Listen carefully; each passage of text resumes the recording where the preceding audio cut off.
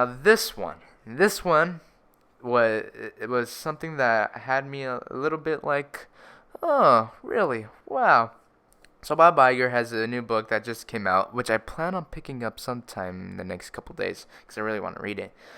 So Bob Iger has a book coming out that's something about like the years of success of being Disney's CEO or something like that. And he talks about George Lucas and basically when Disney paid 4 billion Star Wars 4 billion 4 billion Star Wars paid $4 billion to get the rights to Star Wars, and obviously they got it. And Disney can obviously do whatever they want from Star Wars, no matter what George Lucas has to say. Now, the reason why I bring up George Lucas is because, so basically, George Lucas wrote like 3 treatments for the Force Awakens script, and he submitted it to Disney, and they did not use his script for the Force Awakens, as we all know, and he felt a little bit betrayed. He got a little bit butthurt because of that. Now, what's my stance on that? I think it's Disney's right to not use George Lucas's script, and I get why he would be betrayed because he's the creator of Star Wars.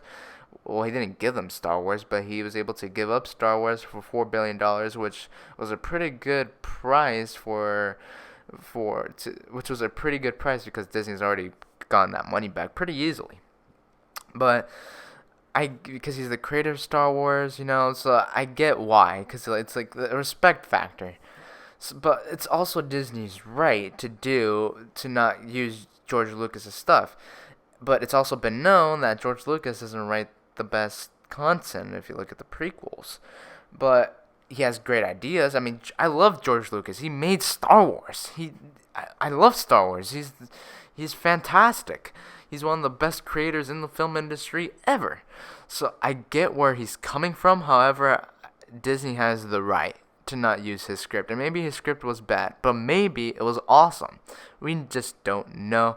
I understand where he's coming from, but I feel like it's Disney's right to not use his script because George Lucas gave up those rights when he signed his name on that contract.